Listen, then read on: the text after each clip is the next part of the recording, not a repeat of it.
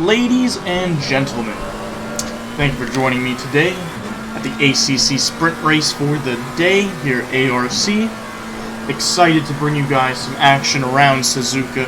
We have the standings currently up for you guys. And as you can see, we have Andrew Warden in the championship lead with 168 points, Daniel Wright in second with 127 points, and at a distant third, Dave Hassar with 71 points. That rounds out the top three in the championship standings. Tommy Kogan, Cookie, Blase, Kieran Fox, Paul Wallenstein, Craig Bray, and Chucky Guzman, all in the top 10. Should definitely have a nice fight in the midfield. I'm very excited. Suzuka is a great track, not only for racing, not only for the drivers, but for the spectators as well, and for the commentators. I am thrilled. I have my water on the side because I'm going to need it after speaking for too much. Hopefully not too much, so we can listen to the beautiful engines of these cars. But moving on to the track itself of Suzuka.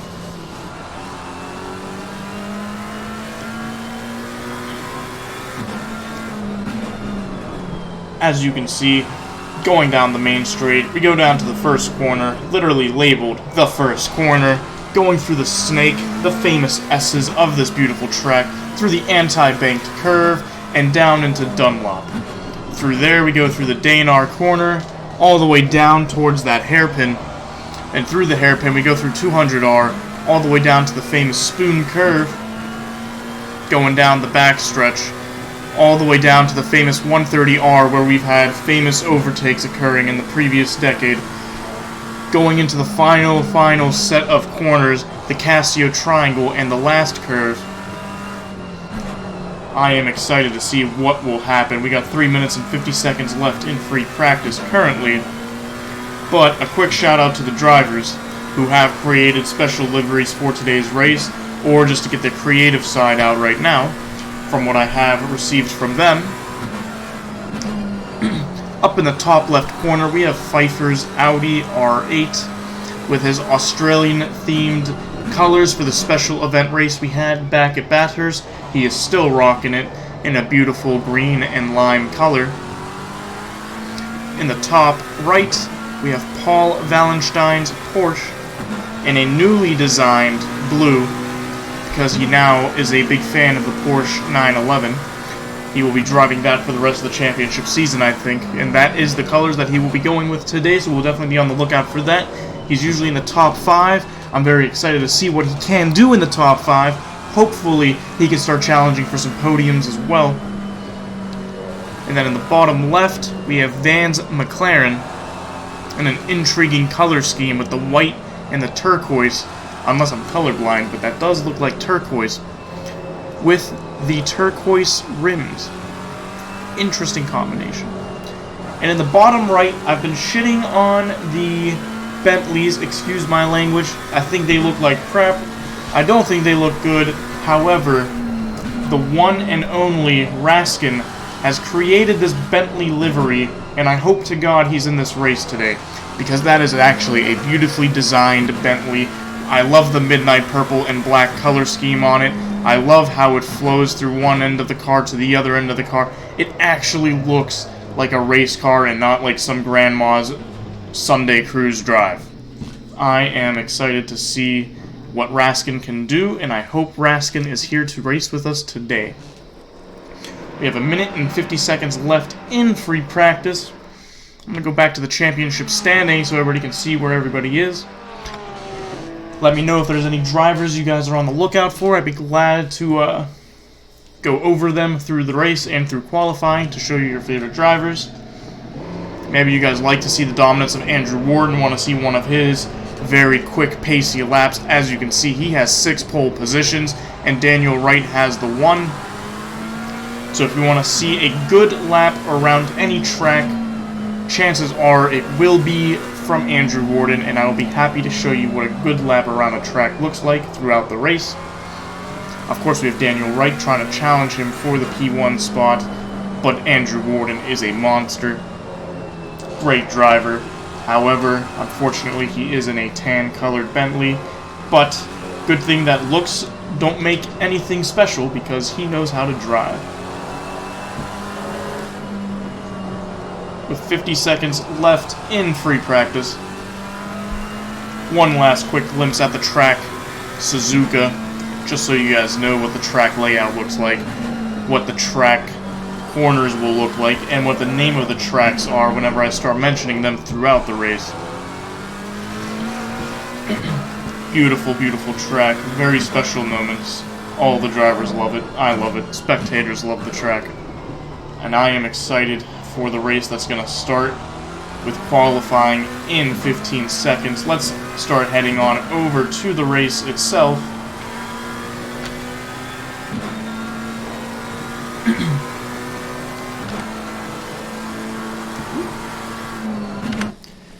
As we are on board with T. Wilkins in his McLaren. And it looks like free practice has ended. We're just waiting for the cars to finish up their final laps with a maximum wait time of 2 minutes and 40 seconds currently. Hopefully that can end as quickly as possible so we can get to the race and get to the qualifying as soon as possible. This will be a rainy day, so the drivers will be fighting in wet conditions. As you can see, they were trying to practice their wet race pace. And now we are on to qualifying for 15 minutes. And let's see who is the first to blink. We have the first driver. If I can find him.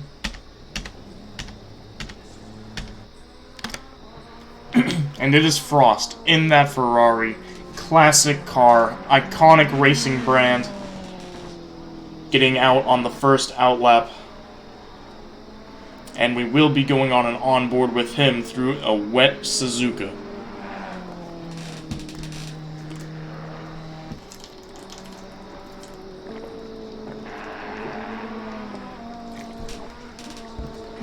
Drivers to watch out for, who I believe will be in the top 5. Definitely Andrew Warden.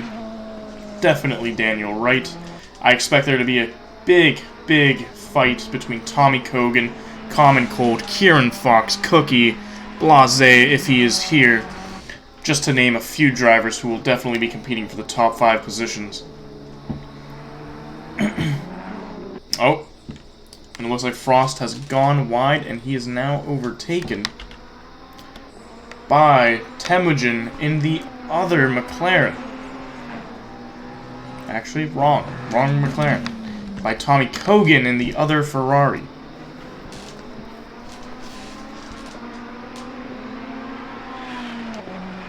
And it looks like Tommy Cogan will be the first one to set out a lap, so we will go on board with him. Frost, my apologies. I wish you did not make that mistake.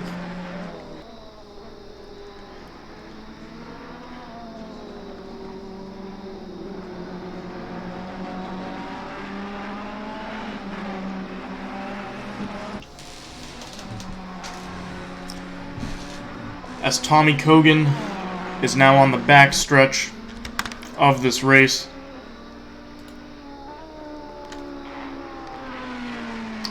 Going through 130R.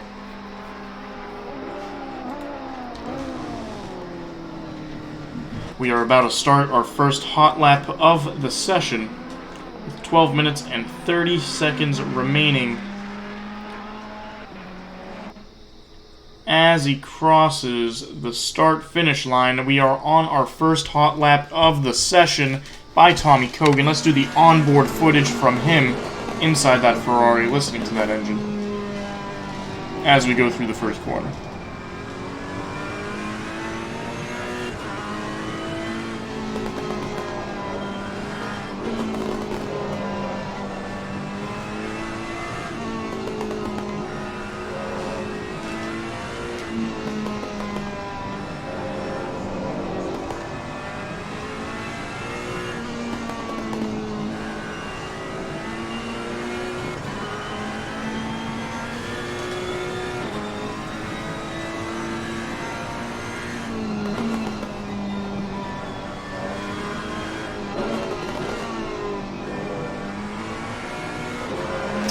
as we're on board with Tommy Kogan on his first time lap and the first time lap of the session, I want you guys to get comfortable with this Ferrari.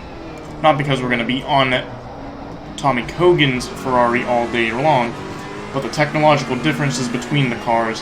Every car has its own unique features and quirks, as Doug DeMuro would say, quirks and features. This car has a lot of quirks and features. And we will be looking at each car and the interior, and you will definitely see a lot of different features that each car has that is unique to the vehicle. Not only the engine sounds, not only the engine design or the livery design, but the technology in each car is going to be special with a little bit of different flair. As Tommy Kogan goes down the back stretch, and there looks like to be a yellow flag down through the Daynar exit through 130R from Tommy Kogan. Down into the Casio Triangle.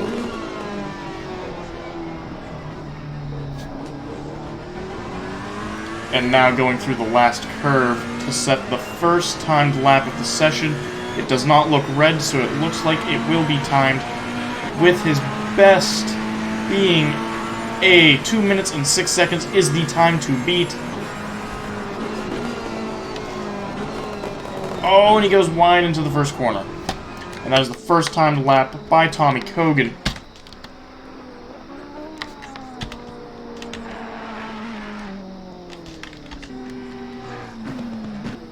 And we got a couple cars driving. So we got Craig Bray coming out of the pits and trying not to block his rivals. Craig Bray is another driver to look out for in that Mercedes-Benz AMG GTR. And we can see Pfeiffer's Audi R8 in the background. In that green Australian-themed livery.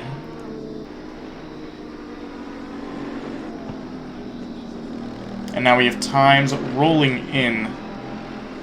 And it looks like Tommy Kogan is still in position 1. However, Craig Bray in his anime designed livery of the Mercedes AMG GTR does not do it any justice, in my opinion. Does not look aggressive enough, unlike that beautiful red Ferrari of Cookie, if I'm not mistaken. Oh, and we've got a driver, M. Straval, going wide. Pitch. And the other Mercedes right behind Bray, also very fast and pacey, will definitely be an interesting factor into the top 5 as well. Just as Alan Zhu in that Porsche. But Paul Wallenstein is the man to watch in the Porsche, leading all the other Porsche drivers in the championship standings and in the races. It'll be exciting to see what he can do. As we have Pitch already 7, 8, 9, a full second up on his time already in his Mercedes, getting the slipstream off of Craig Bray in that beautifully colored pink Mercedes. I didn't realize Racing Point was in Assetto Corsa Competizione or the Formula 1 team, but here they are in a beautifully pink colored, hot pink colored with green lime on their car livery, looking extra fabulous. And he is going to be 2 seconds faster than before. He's going to pull off a 2 minute 6, which is going to be matching Tommy Kogan's first attempt with a 2:06 as well. And Pitch moves into P4. And as you can see, Tommy Kogan is now just 200, not even 100th behind my M Pitch, with Paul Wallenstein in P3, Cookie in P2 in his Ferrari, and Daniel Wright in P1. I don't think Andrew Warden is in this race because he would definitely be in second place if he's not in P1. So, Pfeiffer, as we randomly go to him in his Australian-themed Audi R8 for the race at Bathurst, going through the snake turns, or I'm just going to call these the S's, going through the S's, the iconic S's, the one that everybody across the world is aware of. Oh, and Pfeiffer goes into the grass and he has invalidated his lap. Oh, unfortunate, but these are tricky conditions. The rain, the weather, putting the skill to the tests of these drivers as they do their qualifying laps. He still has 6 minutes and 30 seconds left to go in his qualifying session. And I hope to God Pfeiffer can improve. Out of the 20 drivers, he is sitting in P14, 4 seconds off the leader. As we have D's Grills in the Porsche, right behind Frost in his Ferrari. Oh, and he clips the grass and loses time, and now he just invalidates it. D's Grills in the Porsche has invalidated his lap. However, it's at the end of the lap. He still has another lap to go if he wants to go on. There's still 6 minutes left into the session. Let's see what that Porsche sounds like.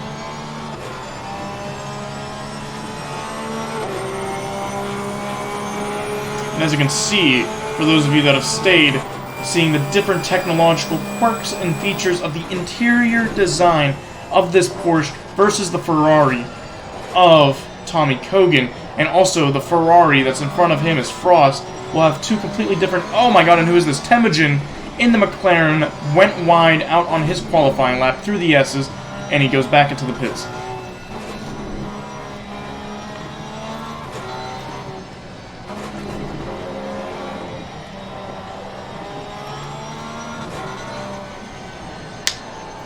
And as I throw my water bottle into the bucket, D's Grills 9/100ths slower than his previous lap time. Oh, and he gets a beautiful run through the Danar corner. 3/10 up on his time already. I hope he can improve by at least 2 seconds. Does not look like he's going to get a good exit out of the hairpin. However, he did, I guess, what you're supposed to do, guys, is wide and then cut in for the much better top speed on the next straight. And D's Grills did not take advantage of that, but he's probably thinking that he's going to hit Frost. Because, oh, and he loses the rear! He holds on to the car, but he loses massive amounts of time. And Frost is struggling on his time as well. I would be surprised if either of these drivers improve. As you can see, D's Grills is 3/10 down on his previous time. He is creating space. The next lap he does, he wants... Oh my god, and we just saw that. Oh, and he crashes. Oh my god, and Frost has crashed into the wall. Right through 130R. Oh my god, that was a tragedy. On his hot lap. Lost it in the wet conditions and hit the wall, spinning multiple times. That was a beautiful shot. Beautiful, beautiful sight from D's Grills' perspective. I'm glad we caught that on camera. Now that we have not been on board with a McLaren driver,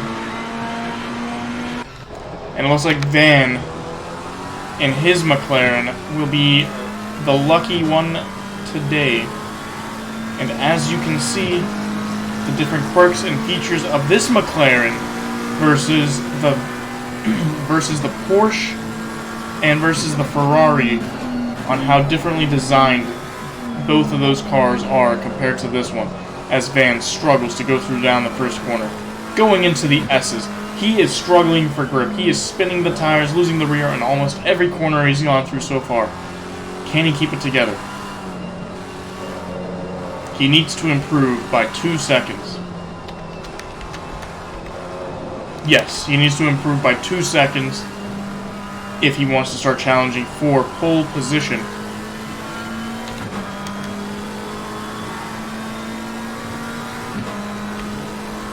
He does have Temujin and the other McLaren in P9 standing right behind him. Oh my god, that was a beautiful, beautiful... Oh, he's taking these corners beautifully. He's using the width, didn't get a good enough exit, but he is extending the track for as much as possible.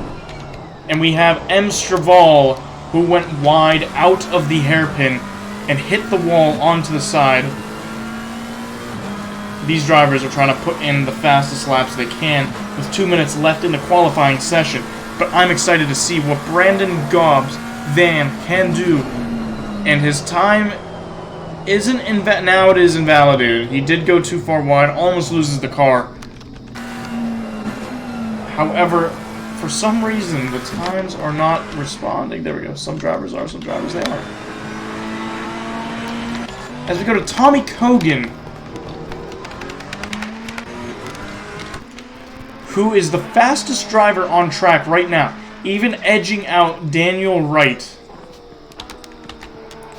who is in second place with 1/10 behind, and Cookie, who is 1.5 in third place, and we got Pitch in fourth, and Paul Wallenstein in fifth, and the top 6 is all within a second of each other, and that is awesome.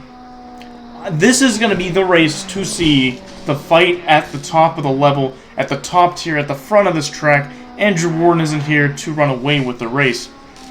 So, it'll be a great shakeup, and it'll be great, interesting racing, hopefully for the spectators and for me. And Tommy Kogan goes wide, invalidates, does not have enough time to set another qualifying lap. Goes back into the pits. And Paul Wallenstein is, if I can figure this out,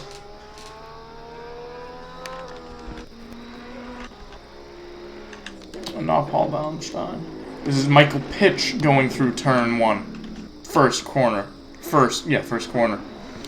As we got Kieran Fox going out wide. And we got Dave Hassar, I believe, is not. However, Cookie in provisional pole position, still has the ability to do one more lap, and he pulls over to the side. We are on with Daniel Wright, who will be trying to improve his time. He is 3/10 down from provisional pole or from pole position. He's the only one who can get pole position, other than Paul Wallenstein, of course. But the top 3 are all in the pits. They are done. They're no longer competing for pole. Daniel Wright has the best chance. He's only 3/10 away. He's already improved 1/10 through the first sector, going through the Dagnar corners. Oh, and there is a yellow flag in front of him. He did not invalidate there. He's continuously going. 3/10 away. He is already 2/10 up, and we're in the middle of Sector 2. He needs to find almost 2 more tenths to secure pole position. Going through the hairpin. Can Daniel Wright get pole position for the race? He is up. He has the time. He is 100th off of pole position, but he did not get a good enough exit. He's slowly slipping away, but he needs 1 more tenth. Can he find it through Spoon Curve? Oh my god, yes he did. He is 5/10 up, almost 6/10 up. Oh, a little wobble there on that exit. He is 5/10 up. He is on provisional pole right now. Going through the backstretch. Can he keep this momentum going through 130R? And he does. He does improve slightly, but he loses it. Going through Casio Triangle. Can he maintain this time advantage? Oh my. He lifts! Oh my god, pole position slips away from Daniel Wright. Will he be at least in the front row? He will. Daniel Wright managed to get it into the front row. Unfortunately, I can't see the times that they just set. However, Daniel Wright is now in P2 in the Audi R8 with Cookie in pole position in that Ferrari. What a beautiful, beautiful opportunity for Daniel Wright. But that mistake through Casio Triangle, very tricky. Very, very tricky corner to perfect, especially in a qualifying lap. It's hard to get it even consistent through an entire race lap. So, as we go down the order, we got Cookie in pole position, Daniel Wright in second place, Pitch in third, Tommy Kogan in fourth, Kieran Fox in fifth, Paul Wallenstein in sixth, Bray 7, Hassar 8, Temujin 9, Callisto 10, Van dropped down to P11, D's Grills in P12, Common Cold in 13, Alan Zhu in 14, Pfeiffer in that Audi R8, the Australian-themed Audi in P15. We have Frost in P16. We have Wilkins, 17, Amsterval in 18, Nixar In 19, I have not seen Nixar yet. This is the first time I'm seeing him race. And we got Montalvo in P20, all rounding out the top 20 drivers. In fact, only 20 drivers on the current grid right now.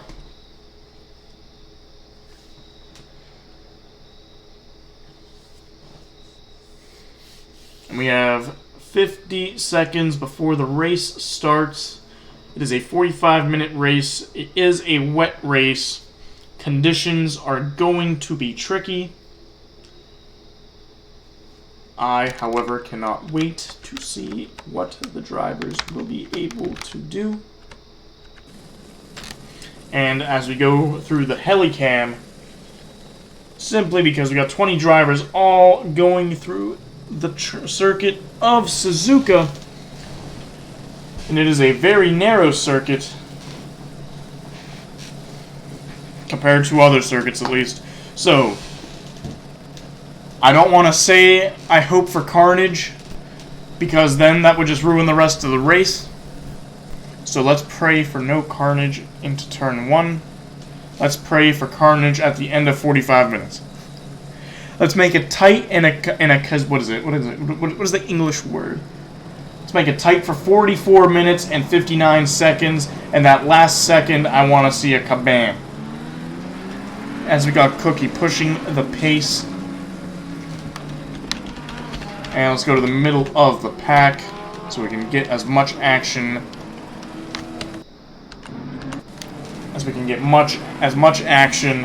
into turn 1 as possible. Almost always guaranteed some form of carnage as the drivers are going through the Casio triangle. We are on board with D's grills in that Porsche 911. And let me just go to 10th place Callisto, so we'll be directly in the middle so we can see everything, or as much of everything. Going through the last curve, and the drivers are about to start their hot lap. Or, start the race. My god, I can't speak today.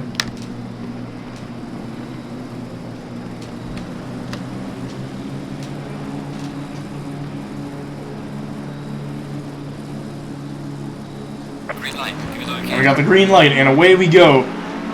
Cookie versus Daniel Wright. Down into the first corner. And it's looking smooth so far. Smooth so far. We got a driver going wide, but that's about it. And it looks like, oh, we got Pfeiffer, and we got M. Straval backwards on track. Pfeiffer. However, for the most part, the drivers have kept it clean. However, I do believe the top 5 is going to be close. I do not want to miss it. As we are now on board with Daniel Wright and his Audi R8 trying to chase down Cookie. The battle for P1 is now beginning.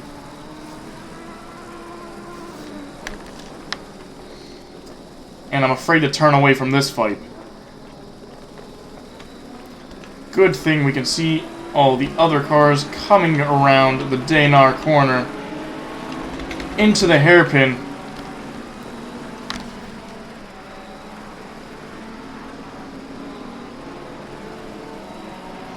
And this is a beautiful train of cars that we're seeing. This is what I want to see. Close battle. For P1 to P2 to P3 to P4 to P5, P6, 7, 8, 9, 10, 11. And Kogan goes slightly wide into Spoon Curve.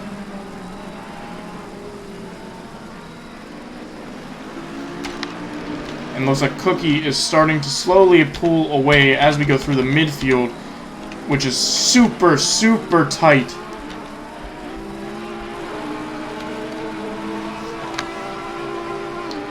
Anything can happen. And I think it is Nixar in that Bentley that I was speaking about. Oh, and it looks like somebody is spun. Who is that? Temujin in his McLaren.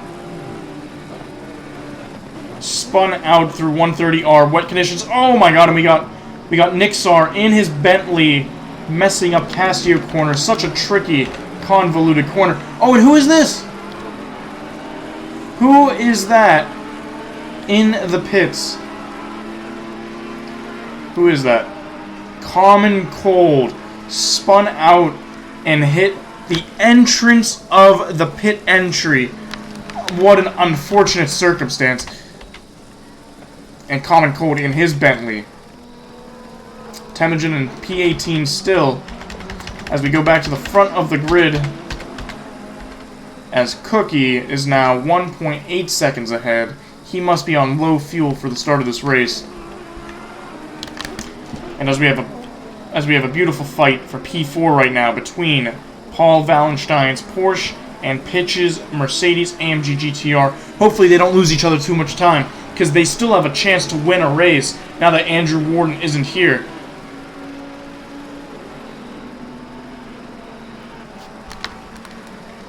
Oh, and we almost have somebody going down the... Oh, we do have somebody going down the inside. We have Dave Hassar making a move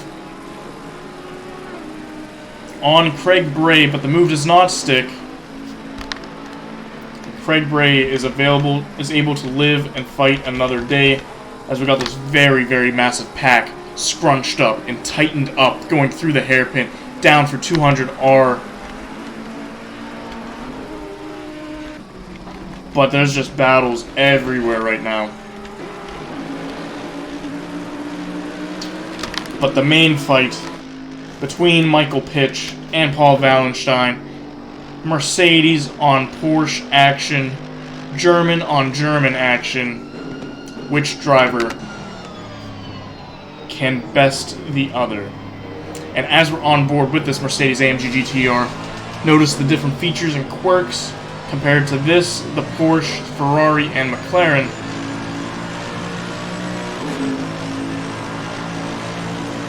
And let's see what that Mercedes AMG power can do against Paul Wallenstein's Porsche.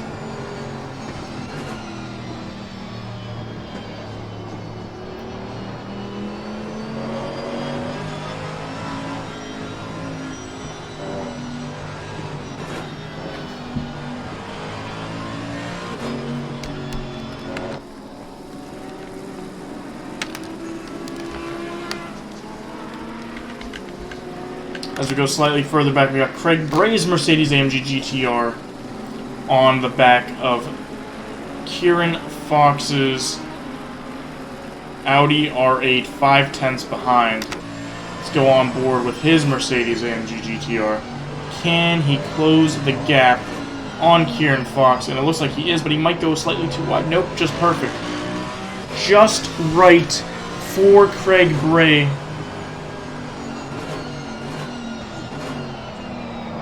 And we have Dave Hassar, another man who can challenge for a win tonight. 6/10 back on Craig Bray.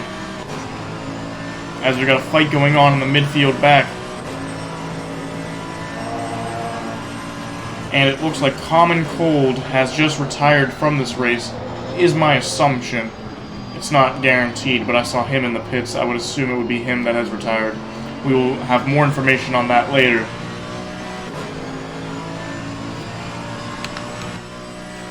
And right behind Craig Bray, we have the Bentley of Dave Hassar.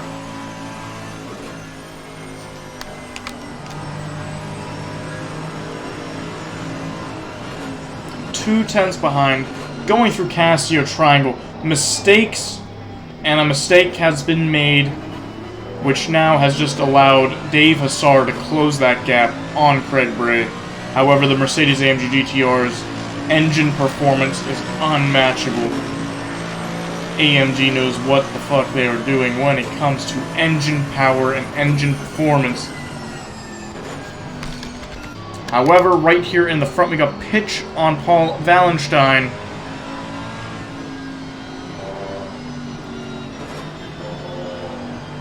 And these two are gaining on certain parts of the track and losing on other. So this is going to be a big tug of war going on between these two drivers. I'm very excited to see which one makes a massive mistake first. As we're now on board with Dave Hassar's Bentley. And as you can see, he is on the right side of the car and not on the left. I didn't even know this quirk. But Dave Hassar, Andrew Warden, and all the other Bentley drivers, in true British fashion, are driving on the right side of the car as if they were to drive on the right side of the road. And that is a cool feature. Cool quirk. And he is just trying to find a way to get past Craig Bray's Mercedes-AMG GTR. They're losing time to Kieran Fox. This fighting has let Kieran Fox pull a small gap on these drivers. Oh, and Craig Bray goes wide. Is that going to punish him? Can Dave Hassar make the move? We are about to find out. And it looks like Craig Bray's AMG-powered engine is going to hang on, especially going down the backstretch.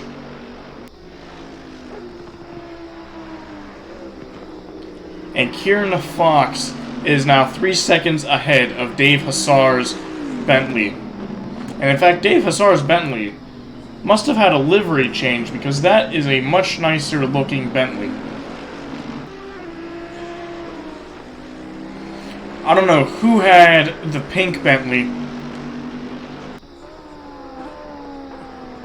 I don't know who had the pink Bentley. You know what, I'm not gonna say it. It reminds me of something.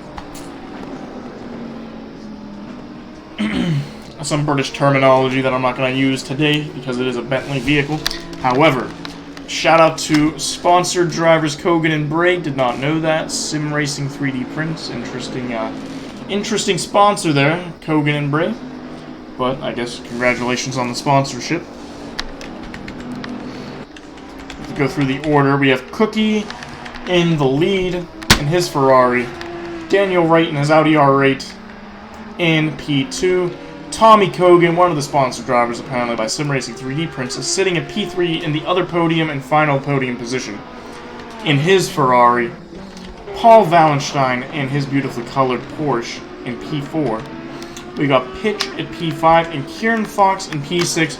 All 6 drivers have the chance and potential to win the race today. And it looks like Dave Hassar has made the move on Craig Bray. There must have been a massive, massive mistake on Craig Bray's part, because he has just fallen a massive 3.3 second gap. An error on his end in these tricky wet conditions. A little unfortunate I didn't stay with them for like 30 more seconds there, but it is what it is. But Craig Bray and his car have the potential to come back, challenge Dave Hassar, and challenge other drivers, and maybe even for a podium win today. So go back, we got Callisto in the other Ferrari in P9, and his not teammates, but I'm going to call them teammates because they're Ferrari drivers. In P10 is Frost. We got 3 McLarens of Van, Wilkins, and Temujin, all respectively in P11, 12, and 13. All massive gaps from each other. Nixar sounds a lot like Pixar in a midnight black colored Bentley, also looking nice. Sitting at P14, we got Alan Zhu in P15, and D's Girls in P16, the Porsche pair, Emsterval in 17, and Pfeiffer in P18. As we go back up to the front,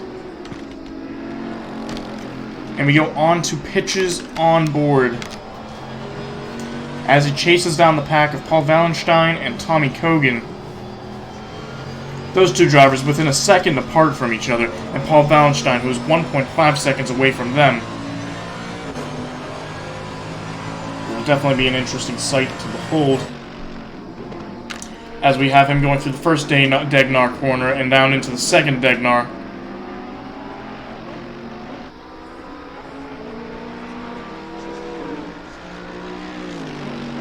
Through the hairpin.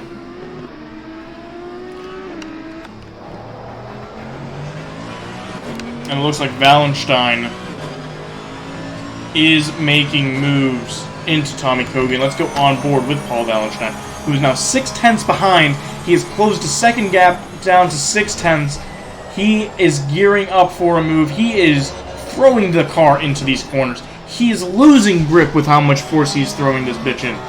Oh my god, he is saying, get in there. And I hope at the end of the race I can say, get in there, Lewis.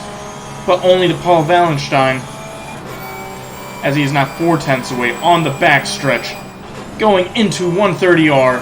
where Fernando Alonso made a beautiful, beautiful overtake on Michael Schumacher back in the mid-2000s. Renault on Ferrari action, as we now have a Porsche on Ferrari action, and that this battle is actually allowing Pitch in his Mercedes to close the gap. Pitch is now 9/10 behind. We've got Paul Wallenstein in the middle of this Ferrari AMG, Mercedes AMG sandwich. Who is the first to blink? Who is the first to make a major mistake? I am not leaving this position all race long, because I think there will be a mistake to be made, and I do not want to miss it, especially for a battle for a podium. I'm here to watch the battle for the podium, as are the spectators. So I want to see a show. Kogan, Wallenstein, and Pitch, you have a sponsorship deal, apparently. So I better see a beautiful defending effort from Kogan here. Better make Sim Racing 3D Prince proud.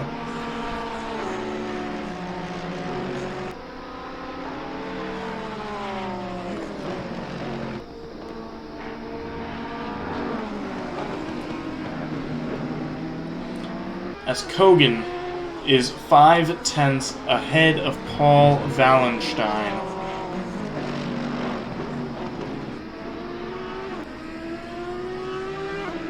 In fact, let's give you guys the view of Tommy Kogan's view of what he would be seeing through the rear view mirrors of his Ferrari, as he has Daniel Wright, who is in P2 3.5 seconds up the road, and Cookie, who is just controlling the pace and the race of this 45-minute lap race with 6.6 seconds ahead of all the other drivers. And it looks like Paul Wallenstein gets a scruffy-looking exit out of the Spoon Curve.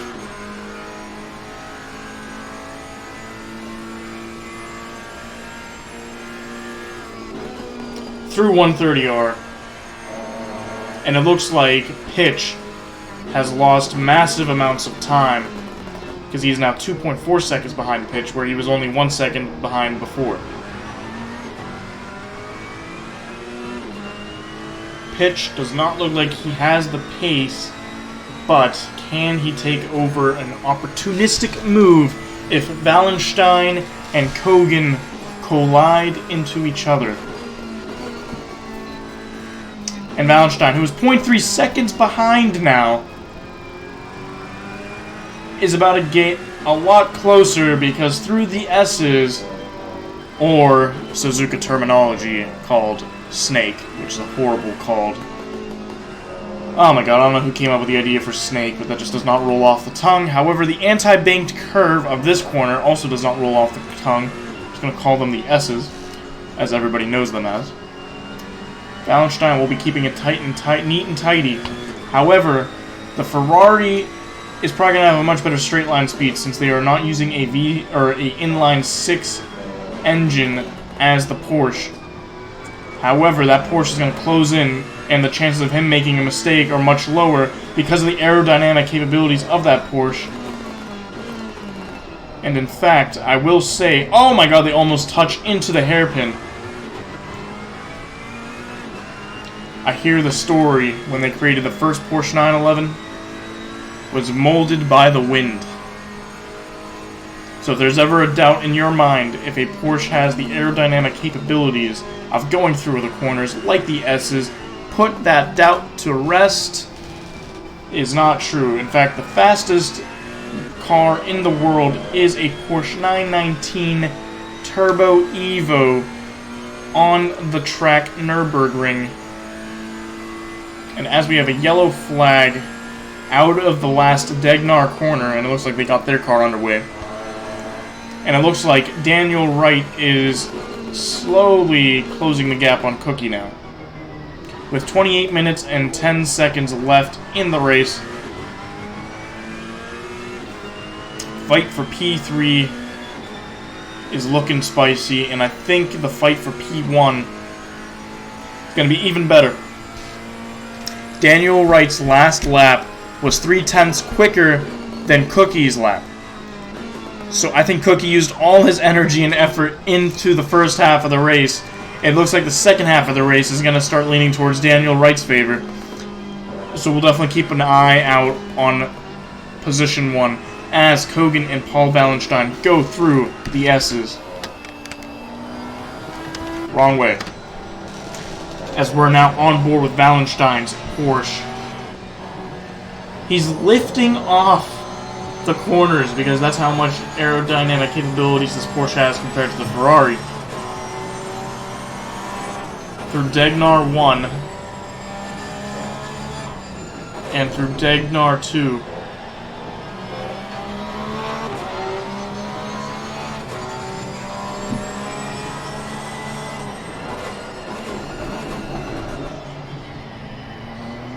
Oh, and this might be a good run for Paul Wallenstein, but does not get on the gas fast enough. Which is quite shocking to me, because these cars have ABS and traction control. However, the factor that could be playing into Wallenstein's head is that it's raining and he doesn't want to hit the gas too hard and he doesn't want his wheels to spin out too much and lose a bunch of traction.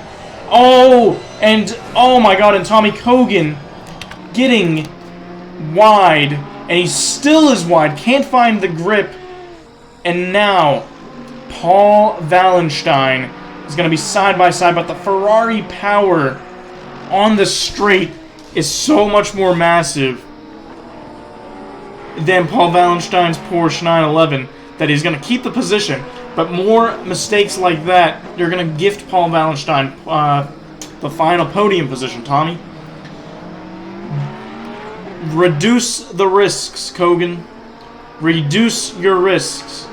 The Porsche is going to struggle to overtake you on the straights, but he will apply as much pressure on you until you do make those massive mistakes. And it looks like you are making massive mistakes now. One mistake will compound into another, and it looks like Wallenstein has just made a mistake. He has been throwing his car into the corners, and he is getting more and more confident, but that wide entry into turn 1 is going to be very, very interesting.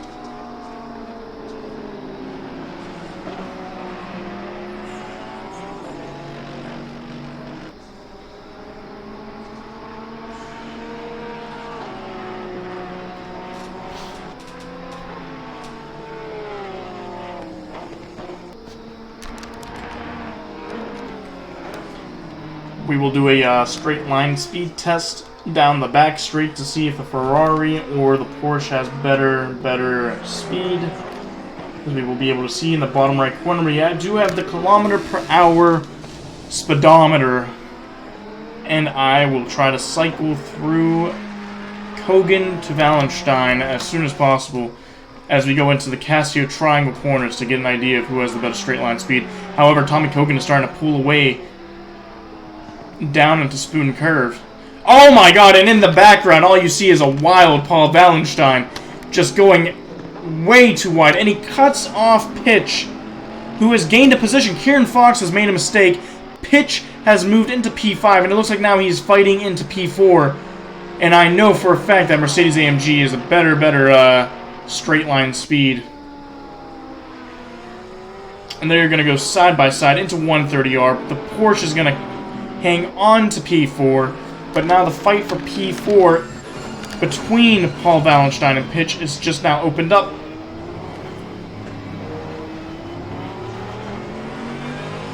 Pitch in the leading Mercedes-AMG GTR.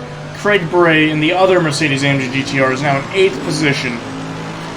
But Pitch, the man who will try and bring it to Wallenstein for the fight for P4, will make this race interesting, as Tommy Kogan is now clear and has fresh air and doesn't have somebody breathing down his neck anymore. And he'll definitely gain a gap because these two drivers are going to be fighting with each other, that's for sure. But that mistake, as we saw from Tommy Kogan's perspective, if you were to look in his rearview mirrors, seeing a wild Porsche miss into Spoon Curve and go straight into the gravel was not something you see every day. It was not something I expected to see.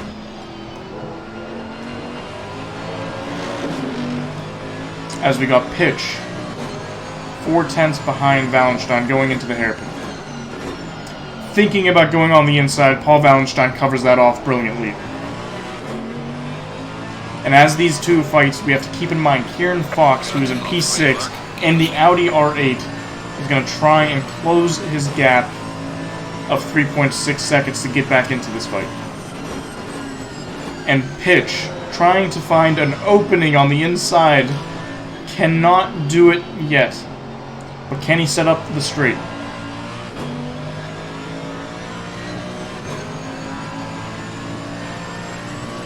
As these two drivers now on the back stretch, going down into 130R.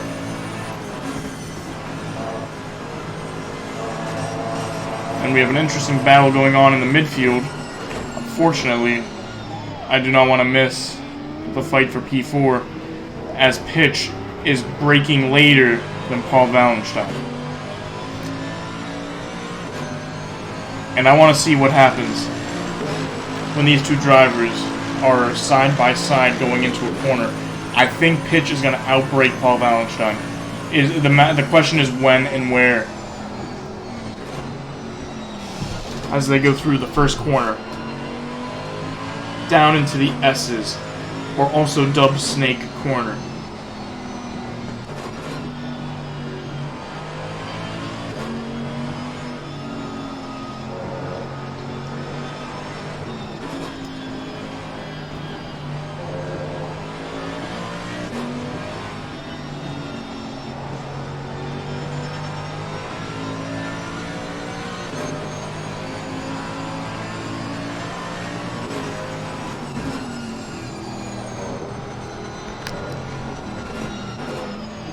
I really want to look away for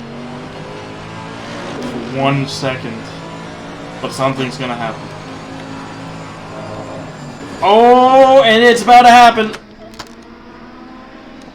Pitch trying to go wide. Can he get the switcheroo? He does not get the switcheroo. Does he get a better exit to run down into the 200R? But the question is, can he pull off a move?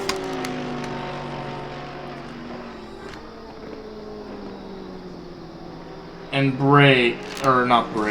and Pitch trying everything he has to find a way to get past Paul Wallenstein. He gets a little squirrely on the exit through Spoon Curve as they go down the backstretch, getting ready to enter 130R. Pitch is much more aggressive and is much, oh my god, my English is so bad, is braking much later than Paul Wallenstein. Yeah, you can see the confidence in Pitch's braking is undoubtedly remarkable. All the time he loses, he regains, but he does suffer a little on the exit because he cannot hit the gas as fast as Paul.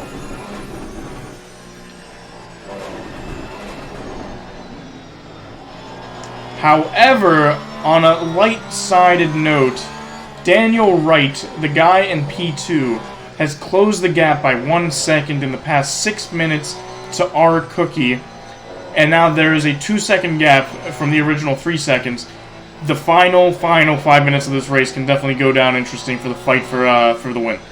So not only do we have a fight for P4 right now, we also have a futuristic fight for first place. Cookie has clearly spent all his fuel and energy in the first 20 minutes of this race, and I am excited to see what's going to happen in the final 20 minutes of this race, because Daniel Wright is starting to chip away at Cookie's lead. And as we go down the hairpin, can Pitch get a better exit?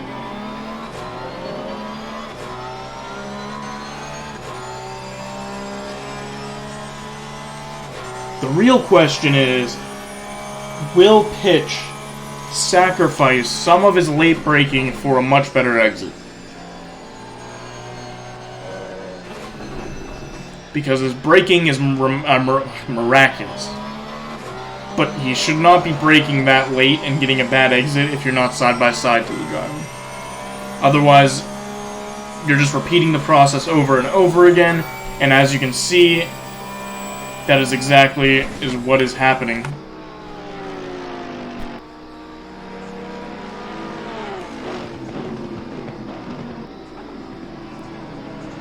as we go down through Casio Triangle. Bray tried to go around the outside. No space was given. In fact, we are now... Never mind, that is Daniel Wright on Frost.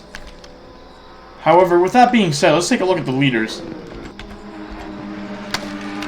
As we now have Daniel Wright, who just took advantage of the blue flag markers, is within a second of Cookie, and this is for the race lead, and this is an Audi R8 on the Ferrari of Cookie. This is going to be an exciting battle. 16 minutes and 50 seconds left in the race.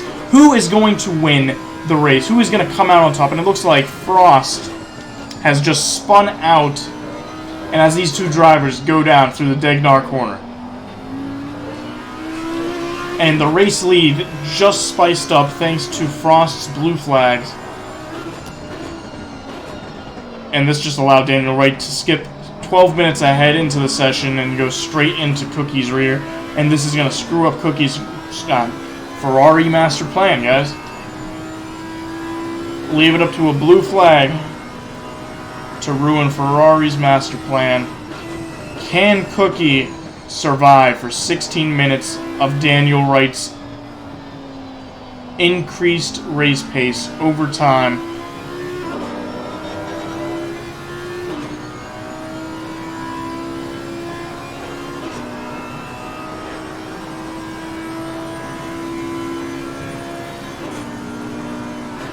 In fact, I don't think we've been on board with a Audi R8 yet, so this is what the interior quirks and features of this car looks like.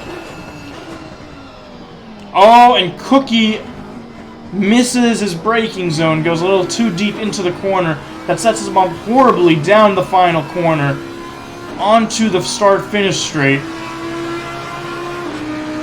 But that Ferrari...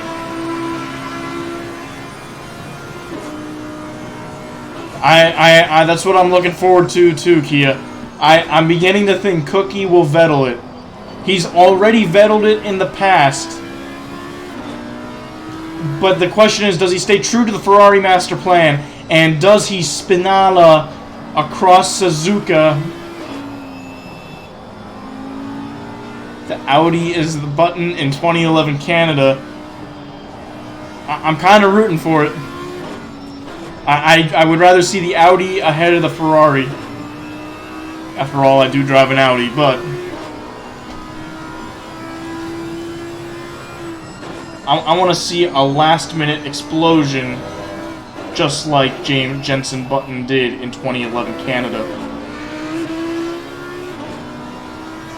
And back onto the Pitch and Wallenstein front, it looks like Pitch has made a massive mistake, and Wallenstein is going to keep P4, and it looks like he's slightly over 2 seconds ahead of Pitch for that 4th place finish. Tommy Kogan in P3 pulling a nice gap onto Paul Wallenstein. Wallenstein has 14 minutes to close in 6 seconds to close the gap onto Tommy Kogan for the final podium place. Can the Porsche do it? Can the Audi R8 of Daniel Wright close the gap onto Cookie? Because Cookie is starting to hit the gas once again. He is 1.3 seconds ahead as these two drivers go down through 130R. What will be the outcome of this race? I kind of hope there's more blue flags. And as there are blue flags, I kind of want to hear the Vettel song of Blue Flag.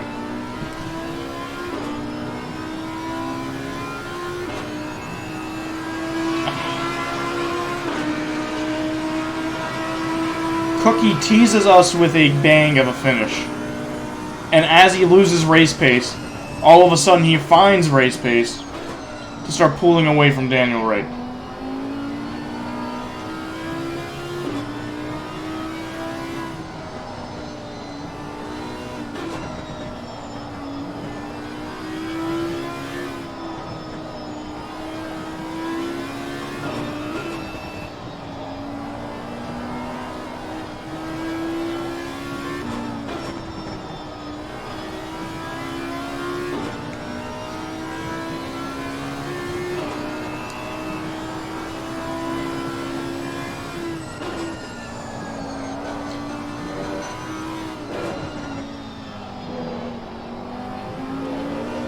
the gist of the blue flags is I'm sure no driver who is leading the race wants to sit behind a much slower driver, especially if you have someone like Daniel Wright breathing down your neck, who is second in the championship.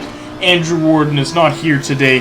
This is the perfect opportunity for Daniel Wright to take the race win and close that gap in the championship standings to Andrew Warden. And this is what we want to see. Obviously, we want to see Andrew Warden fighting with these drivers right now, but to close the gap, I'm for anything.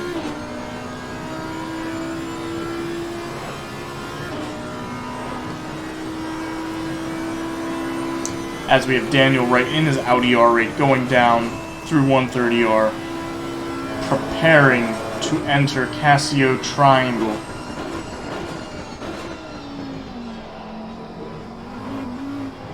And these two drivers have completely different driving styles.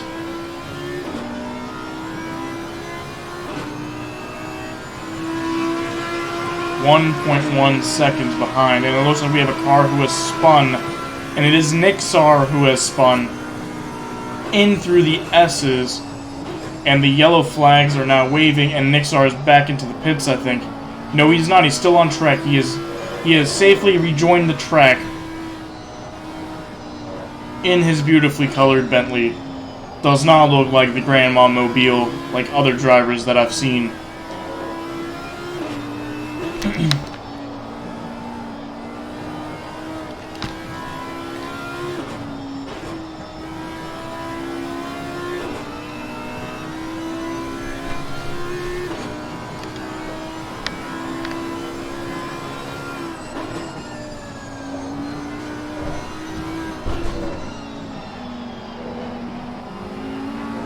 And Daniel Wright is closing the gap once again to Cookie. 10 minutes left in the race. We have Nixar in his Bentley, who's about to become an obstacle. Can these drivers take advantage of the situation that is about to occur? Who will fumble and who will triumph through the... Oh my god, and Cookie goes wide. Does this set up an opportunity for Daniel Wright? And it does not. Cookie gets back onto the track, extending track limits. I think there should be a small penalty for that. Maybe a second, maybe. Because that allowed him to get the much better exit out through the backstretch and through 130R all the way down to the Casio Triangle.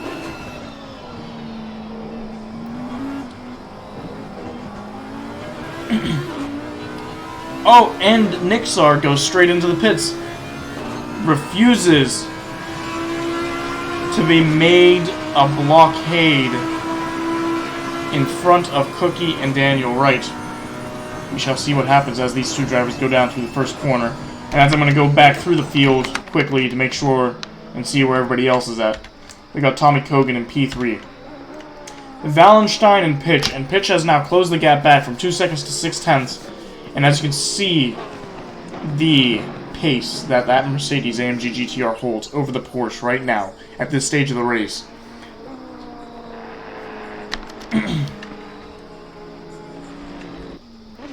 Kieran Fox and the other Audi R8 in P6. We got Craig Bray in P7 and the other Mercedes AMG GTR. We got Dave Hassar in P8.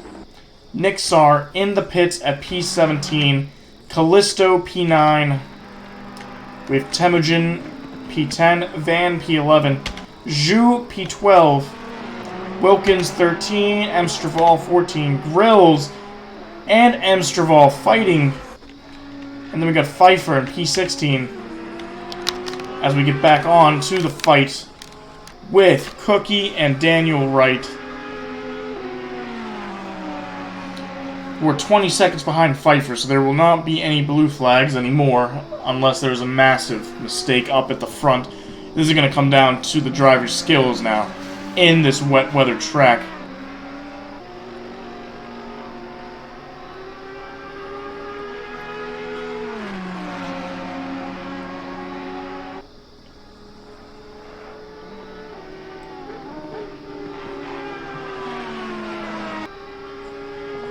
Oh my. And Cookie is trying to use as much of the track as possible, trying to find as much grip and as much time as he can, which is what you want to do as a driver. That's how you win races and ultimately win championships.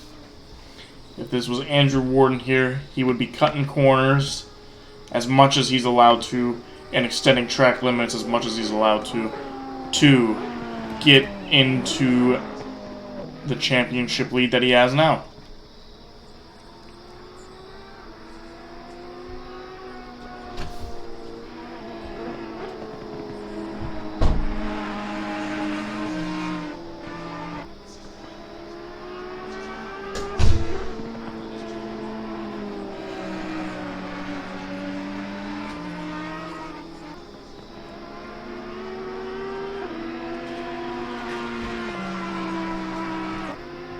As we have 6 minutes and 10 seconds left in the race, Daniel Wright has closed a 3-second gap to 8/10 now behind Cookie.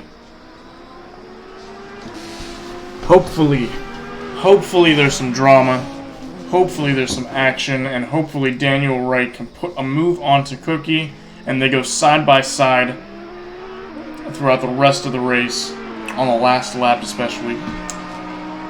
I'm waiting to see the final result, as we have Wallenstein and Pitch fighting for P4 right now as well. And we got Tommy Kogan, the Lone Island. He should be nicknamed the Lonely Island, as he is sitting out in podium positions at P3, not challenging anyone, but also not being challenged by anyone.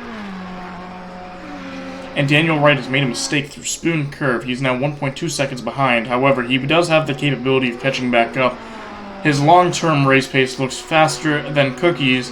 However, it is a tricky track to overtake. Suzuka may not look narrow, but it is much narrower than other circuits around the world.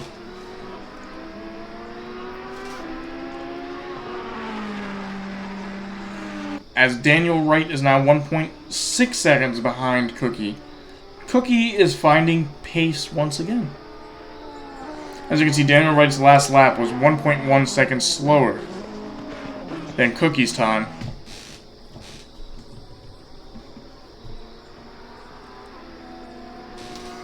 And as that gap needs to close down, and it looks like there is a driver who has spun out, and that is Wilkins, who is now into the pits, as we are now on board the fight of Paul Wallenstein. Oh, and they touch! And they go into the grass! Oh my god, Pitch is letting Paul Wallenstein through, but my god, that was a beautiful attempt, but it was an awful execution. And Pitch just wants to get by Wallenstein. He has the pace to create a large gap on him once he does. The question is, how does he overtake? Oh, and Pitch goes wide. Oh no. Oh no, please. With 3 minutes and 40 seconds left, can Pitch make a 2.2 seconds work for him? And there is a driver who has just spun out in front of the race leaders as well. No idea who that is. But Pitch, almost getting the overtake done into the first corner, is now 2.7 seconds behind Paul Wallenstein. His mistake has not just bit him in the ass, because he doesn't have time to come back either. 3 minutes and 10 seconds, can he close a 2.7 second gap? He needs to ultimately gain a second a lap, and I don't even think that will be good enough to pass Paul Wallenstein. As we go back to the fight up at front, Cookie is staying at that 1.5, 1.6 second difference. And Cookie is trying to maximize his gap to Daniel Wright.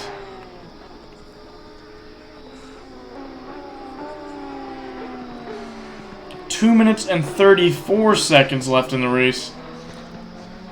Can Daniel Wright make a beautiful...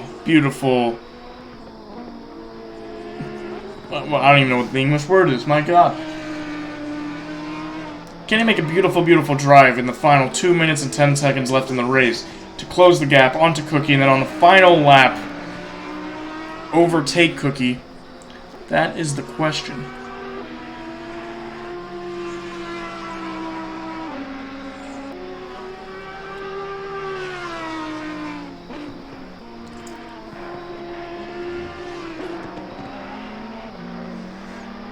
Out of 6 drivers who I thought was going to challenge for the race lead, it has come down to 2 drivers, Cookie and Wright, and it looks like Cookie is about to stumble into some traffic. In fact, let's get an onboard, whoops, wrong way. Let's get an onboard shot of him chasing down the pack of D's Grills and Pfeiffer. And let's see if they play a major role into the final minute of this race, into the final lap of this race, who might allow Daniel Wright to close that gap and get the opportunity to pick up a race win. What is D's Grill's intention? Is he going to pull over, or is he going to keep fighting and try to catch up to Pfeiffer as quickly as possible? Because Pfeiffer is just down the road, and that spot for P14 is in his eyes. Can Grills do it? However, in the meantime, Cookie is stuck behind Grills. Is Grills going to move over? I personally don't think he should.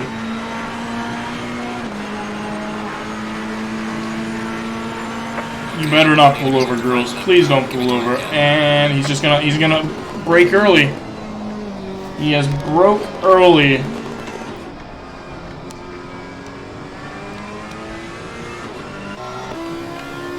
Which now Daniel Wright, who is 1.8 seconds behind D's Grills, is now stuck behind D's Grills through the S's, and this is going to ruin his chances of fighting for the lead of this race.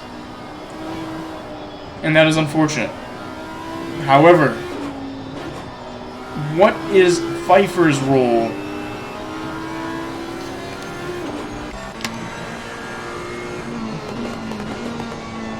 Oh, and Pfeiffer almost makes a massive mistake. Daniel Wright is 1.5 seconds behind Cookie, and Cookie just got a nice and easy pass on Pfeiffer at the perfect time.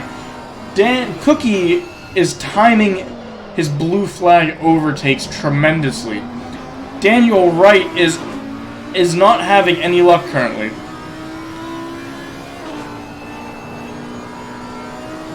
Honestly, if I had to pick Daniel Wright, I would have said 60% chance Daniel Wright was going to win the race, and the other 5 drivers I stated earlier were all going to be fighting for that other 40%. And Daniel Wright is not is not going to win the race, I think. He is 2 seconds behind Cookie, and I believe there will be 1 more lap left. And unless Daniel Wright can find 2 seconds of pace,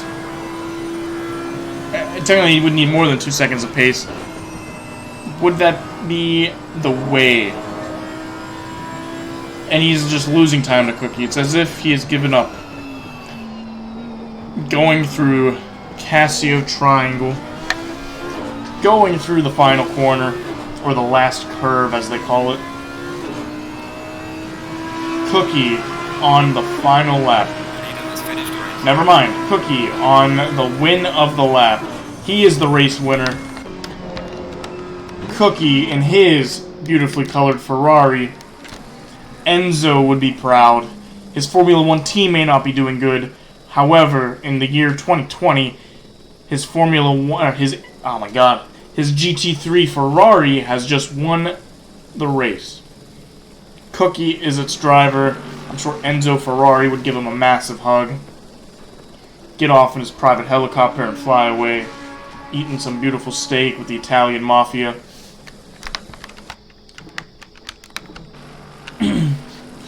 As the race comes to a conclusion. Whoop. Come on. There we go. As we have Cookie in P1 winning the race. We got Daniel Wright in 2nd place, Tommy Kogan in 3rd, Wallenstein in 4th, Pitch in 5th, Fox in 6th, Bray in 7th, and Dave Hassar in 8th. Callisto in 9th, and Temujin in 10th. Those are the top 10 drivers out of this 20-driver race here at ACC in Suzuka. The sprint race, 45-minute race.